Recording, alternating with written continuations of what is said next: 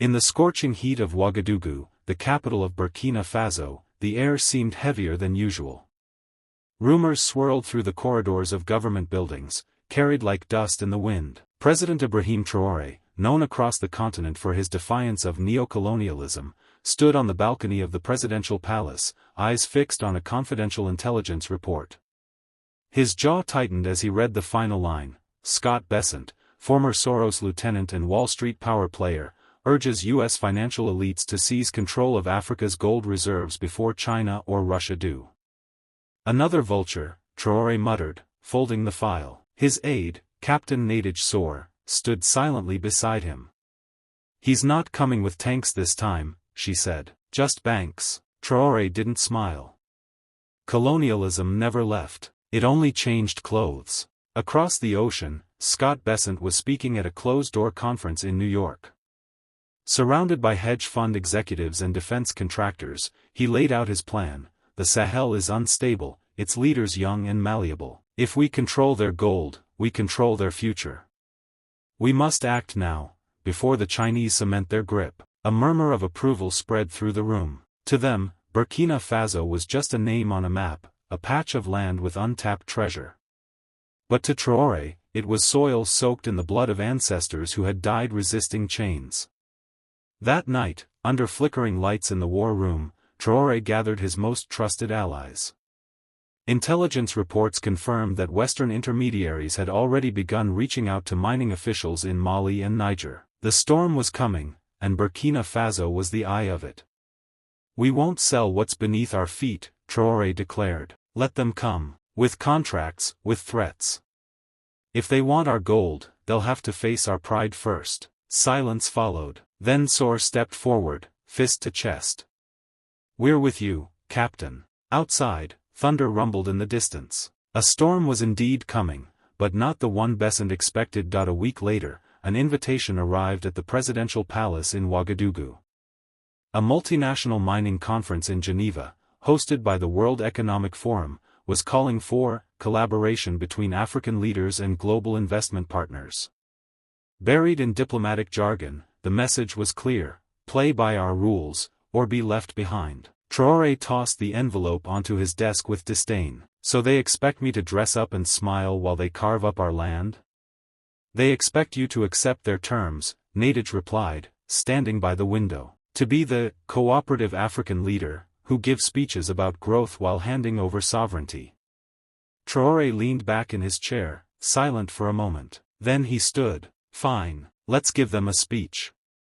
The Geneva summit was as opulent as ever: glass walls, marble floors, and billionaires sipping champagne over territorial maps. Scott Bessent arrived in a navy suit, shaking hands, nodding politely, eyes scanning the room like a hawk surveying prey. Then came the moment. Traoré, dressed in a traditional Faso d'Anfani robe, walked alone to the stage. Cameras flashed. Delegates whispered. "Ladies and gentlemen," he began, his voice measured, calm. "I come not as a client, not as a pawn, but as a man who represents a free people." Bessent frowned. He had expected resistance, but not this clarity. "We are not for sale," Traoré continued. "Not our gold, not our water, not our future. If you came here expecting signatures on mining contracts written in New York or London, go home. We are not here to enrich your empires." Some gasped. A few delegates stood to leave. But others, particularly from the global south, remained riveted. "We have seen your aid come with strings, your loans with chains, your interest with interference. You claim to bring development, yet you leave behind dust and debt." Traoré paused, letting the weight of his words settle like ash in the room. "If that makes me radical, so be it. I will not be the man who sold his country's soul for a photo op and a percentage." In the back of the room, Bessent whispered to a colleague, "He's more dangerous than I thought." Outside, reporters scrambled to file stories. "Traoré declares economic independence," read one headline. "African leader confronts Wall Street's empire," read another. The war for Burkina Faso's gold had just gone public. Back in New York, the fallout from Traoré's speech was immediate. Financial analysts on Bloomberg argued over his audacity, while global investment firms quietly began to re-evaluate their Africa portfolios. Bessent, however, wasn't rattled, he was enraged. "This kid thinks speeches win wars," he snapped to a group of energy executives. "We'll squeeze him out. Sanctions, delistings. Cut off funding to anything with his signature on it." He leaned over the table. "We don't need to invade. We just need to isolate." Across the Atlantic, Traoré was already anticipating the storm. He summoned his finance minister, his intelligence chief, and a delegation of young tech entrepreneurs.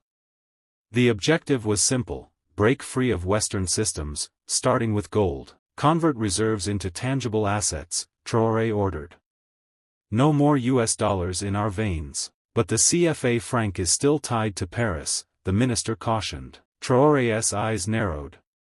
"Then we cut that artery too." Within weeks, Burkina Faso began shifting trade agreements with Mali, Guinea, and even parts of East Africa, nations eager to escape neocolonial grip. A new monetary coalition was whispered into existence: blockchain-based transactions, gold-backed digital credits, an African trade zone rooted not in dependency, but dignity. The West noticed. A fake news campaign began to spread across major media outlets. Burkina Faso risking economic collapse, Traoré's reforms threaten regional stability, gold nationalism could lead to civil conflict. Meanwhile, agents from private intelligence firms began arriving in Ouagadougou, posing as NGO workers and corporate consultants. They weren't there to help, they were there to study, to disrupt. Nadege intercepted one such operative in a cafe, his laptop filled with data on Burkina Faso's mining zones. "Tell your boss," she whispered, "we don't play chess. We play for keeps." Back in the presidential palace, Traoré stood before a room of students and farmers, not diplomats. "They want our gold because they know its power," he told them. "But real gold is here," he tapped his chest, "in our courage to say no." Applause thundered. The battle wasn't just financial anymore. It was psychological, moral, spiritual. And Traoré was just getting started. Inside a high-security conference room in Washington, D.C., a digital map of West Africa glowed on the wall. Red markers pulsed over key mining sites in Burkina Faso, Mali, and Niger. Scott Bessent stood with crossed arms as military advisors and State Department officials briefed him. "He's consolidating power faster than we anticipated," a Pentagon analyst said. Burkina Faso has rerouted 60% of its gold exports through intra-African corridors. Chinese firms are watching closely. Russia too. "Let them watch," Bessent said coldly. "We'll pull the strings they don't see." The strategy was threefold: isolate Traoré diplomatically, destabilize him internally, and infiltrate economically. Sanctions were quietly proposed. African Union lobbyists were approached. Offers were made, some legal, most not. But Traoré didn't blink. In Ouagadougou, the president gathered his National Assembly in a midnight session, lit by lanterns and guarded by farmers-turned-volunteer security. "They think they can redraw our borders with data and dollars," he told them. "But maps don't define us. Spirit does." He signed a new decree that night. All foreign gold mining contracts signed before 2022 were nullified pending review. Overnight, dozens of multinationals lost billions in projected profits. Wall Street howled, French banks panicked, but the streets of Ouagadougou celebrated. Graffiti began to appear: "Traoré ou reign, Traoré or nothing." In the capital's open-air markets, women chanted slogans as they sold locally grown rice and handmade jewelry. Children wore t-shirts with gold nuggets crossed by chains, then shattered. One young miner named Isaka was interviewed by a foreign journalist. "For once, I dig knowing this gold won't end up in someone else's vault. It's ours, finally." But not all was celebration. Bessent's team launched Project Falter, a covert initiative to stir unrest through controlled inflation, social media disinformation, and economic sabotage. Seed shortages, fuel manipulation, whispered fears of civil war. Still, Traoré stood tall. "We are at war," he said in a live broadcast, "not with weapons, but with wills. And ours is forged in fire." The camera cut to him holding a single bar of gold, unmarked, untarnished. "This belongs to our children, not your hedge funds." The world began to listen. But would it act? At Columbia University, a lecture hall filled with Ivy League students buzzed with excitement. A surprise guest speaker had been announced just hours before, Scott Bessent. With tailored confidence, he stepped onto the stage beneath the soft glow of institutional prestige. "I'm not here to talk about markets," he began, "I'm here to talk about stability. Global order. The necessity of influence." He pulled up a map of Africa, highlighting Burkina Faso in flashing red. "This country," he said, "has become a symbol of reckless nationalism. Their president thinks gold can replace diplomacy. He's wrong." In the audience, a hand shot up. A young African student named Amara stood, eyes burning. "So when Africans take back control of their land, it's reckless. But when Wall Street privatizes half the planet, it's stability?" A ripple of murmurs spread. Bessent forced a smile. "Young lady, what you call justice, we call risk." Across the ocean, Traoré was watching the live stream. Sitting in a modest room with young African engineers and farmers, he paused the video and looked around. "This is what they think of us. Even our intelligence is a risk to them." One of the students, a software developer named Mamadou, clenched his fists. "Then let's become their worst risk." Traoré nodded. "We already are." The next day, Traoré held a press conference, not in a marble hall, but in the middle of a gold mine run by locals. The sun blazed overhead as pickaxes struck rock in rhythmic defiance. "Scott Bessent speaks of order," he said. "But what kind of order leaves half the world hungry so the other half can speculate on metal?" He gestured behind him. "This gold? It won't fund yachts. It'll fund schools. Clinics. Fiber optics. It'll stay here, where it was born." The cameras captured every word. International media split down the middle, some praised him as a revolutionary, others painted him as a populist danger. But the people? They knew what they were seeing. A lion. Uncaged. Unbought. Back in New York, Bessent sat in silence as Traoré's speech replayed on every screen. He took a deep breath. "It's not just about gold anymore," he muttered. "It's about him." Inside the African Union headquarters in Addis Ababa, a tense debate unfolded. Leaders from across the continent sat in semicircles of power, their eyes flicking between digital presentations and paper notes. On the screen, a headline flashed: "Burkina Faso declares economic war on the West." Some presidents shifted uncomfortably in their seats. Others crossed their arms, intrigued. Then came Traoré. He didn't walk in like a diplomat.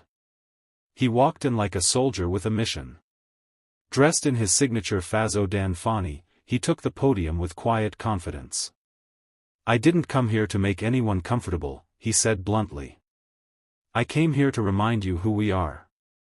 He clicked to the next slide: photos of child miners in Ghana, unpaid workers in Congo, oil spills in Nigeria, all under contracts signed in foreign capitals.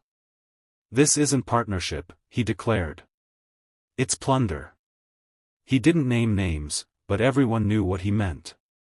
Western corporations. IMF loans. Secret mining clauses buried in legal jargon thicker than concrete. They dress it up in words like development and security, Traoré continued. But the chains are still there. They're just woven into new fabric. In the back, a delegate from Senegal whispered, "He's going to get himself killed." But others leaned forward. "We have gold," Traoré went on. "We have cobalt. Lithium. Oil. And yet we borrow money to build our own roads? Tell me, who's really poor here?" The room fell into stunned silence. Then, to everyone's surprise, the president of Tanzania slowly clapped. Then came Mali. Then South Sudan. One by one, leaders began to rise, not just in applause, but in awakening. After the session, in a private lounge, a South African minister approached Traoré. "You've lit a match," he said. Traoré looked him in the eye. "Then help me start the fire." Back in Washington, Scott Bessent received word of the AU meeting. "They're rallying behind him," his aide warned. Bessent stared out the window. "So we either break the firebrand, or burn with him." But Traoré wasn't waiting. He returned to Ouagadougou and issued a formal declaration, a regional economic bloc of resource sharing among Sahel nations, locked out of IMF interference, driven by self-reliance. And its name? The Gold Union. The official launch of the Gold Union was held not in a glass tower or luxury resort, but in the heart of Burkina Faso's gold belt, beneath an open sky and surrounded by the red earth that had seen centuries of struggle. Delegates from Mali, Guinea, Niger, Chad, and even distant Eritrea arrived on dusty airstrips, greeted not with velvet ropes, but by farmers, musicians, and young engineers. Traoré stood on a makeshift stage made of reclaimed wood, under a cloth banner that simply read, "Our wealth, our way." "We don't need marble to make history," he told the crowd. "We need will." He unveiled the core of the Gold Union.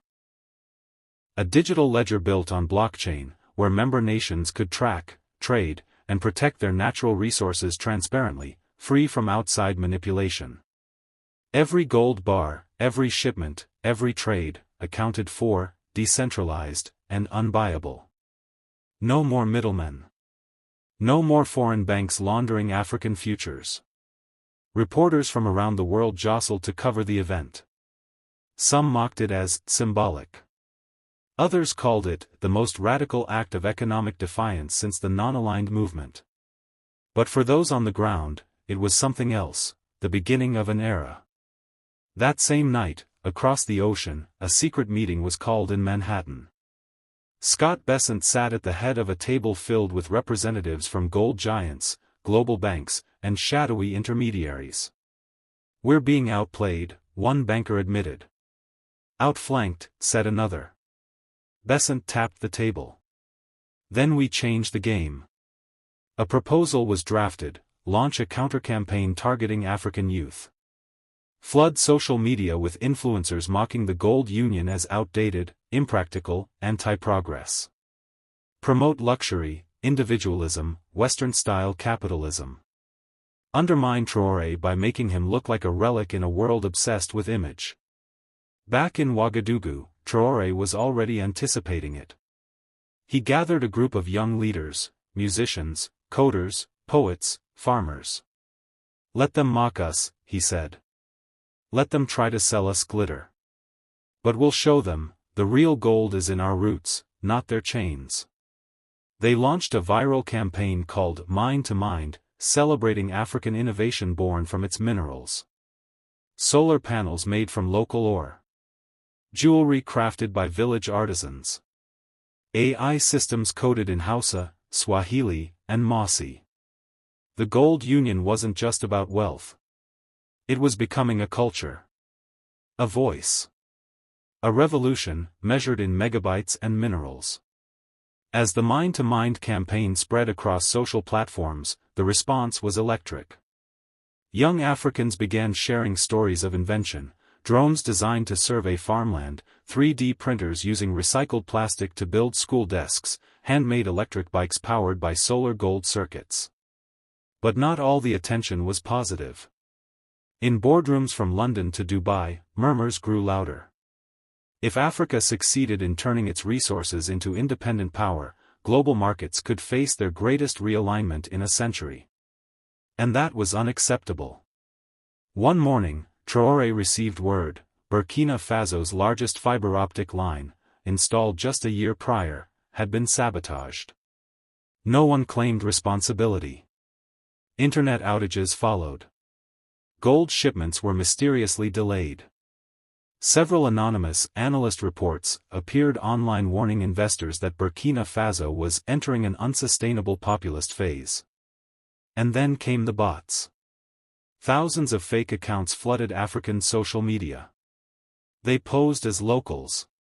They attacked the Gold Union. They called Traoré a tyrant, a dictator in disguise. Hashtags like #GoldGoneWrong and #Traoré the Tyrant trended for hours. But Traoré had seen enough manipulation to know the pattern. He responded, not with anger, but with strategy. At a national youth summit, streamed through backup servers hosted in Ghana, he addressed the digital war directly. When they can't control your hands, he said, they come for your mind. The crowd roared. He unveiled the next phase of the Gold Union, Sankofanet, a secure, decentralized communication network built by African developers, insulated from Western servers and capable of withstanding coordinated cyber attacks. We won't just protect our minerals, Traoré declared. We'll protect our voice. Meanwhile, Bessent wasn't done. He greenlit Project Divide, sow division within the Gold Union itself. Exploit tribal tensions. Fund opposing politicians. Use NGOs as soft power fronts to lure defectors. But something unexpected began to happen. Young leaders from Mali and Niger, once skeptical, now stood firmly behind Traoré. Not because they were bought, but because they were seen. A miner from Gao summed it up in a single phrase during a radio interview. He didn't just give us gold. He gave us a name. And names, once spoken aloud, are hard to silence. Just before sunrise, satellites above West Africa detected an anomaly. Within minutes, Burkina Faso, along with large swaths of Mali and Niger, plunged into a total blackout. Electricity vanished. Phones died. Banking networks froze. Hospitals ran on emergency generators. Airports halted mid-takeoff. The world reacted with confusion. Media called it a technical failure. But inside a hidden operations room in Washington, D.C., Project Obsidian had been executed perfectly. Scott Bessent watched the live feed, arms crossed. This is the price of defiance, he muttered. But Traoré had planned for storms long before the clouds had formed. In an underground facility carved beneath a former French military base, powered by solar arrays and protected by local militia, a contingency team came online. Their mission: activate Operation Zinga. Backup servers flickered to life. Shortwave radios were distributed to every major town.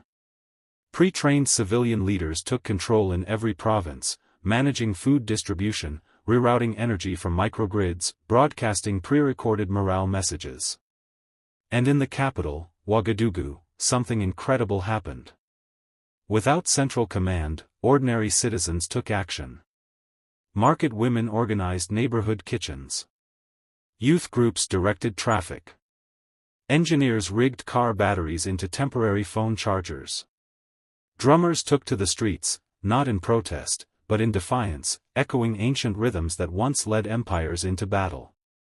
The blackout, meant to break them, had forged unity instead. Bessent, watching satellite photos, saw what he didn't expect: order without control. Structure without systems. They're improvising, his aide whispered. No, Bessent corrected. They're evolving. Meanwhile, across the African Union, leaders who had wavered began to reconsider. If a country under siege could self-organize within hours, what else could they do?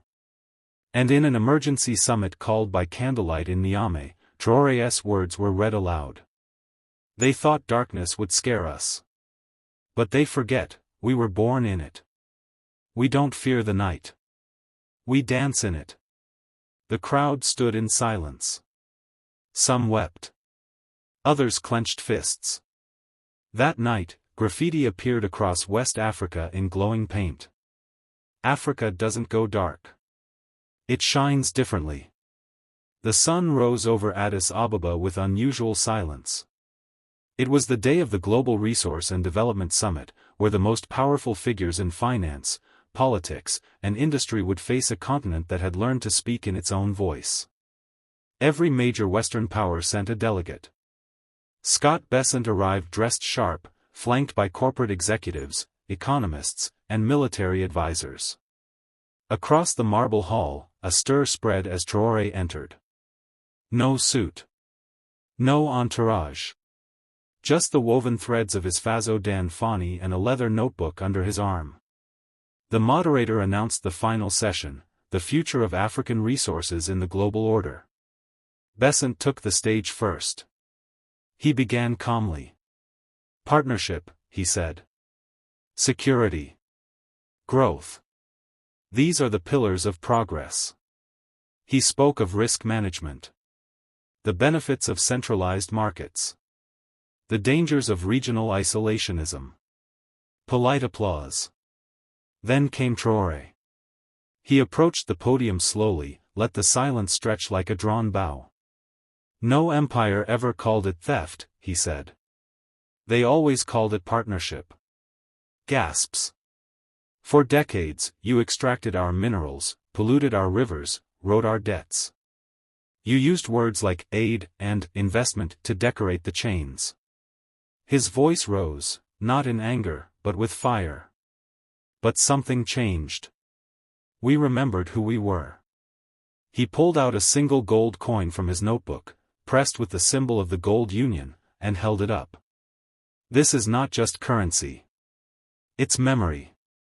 Of every hand that mined it. Every voice that demanded it stay in Africa. Every child who will one day build a future on it.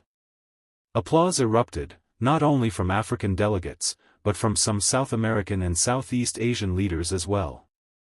Bessent stood frozen. Traoré turned to him. You thought gold would buy our silence. But it bought our awakening. Outside the summit, crowds watched live on projection screens. In Lagos, Dakar, Kinshasa, streets filled with cheers. And then came the moment. The summit chair asked, "Do you propose a vote to recognize the Gold Union as a sovereign economic alliance?" Traoré nodded. Hands rose across the chamber. Yes. Yes. Yes. And then, even France's delegate hesitated, and lifted her hand. The motion passed.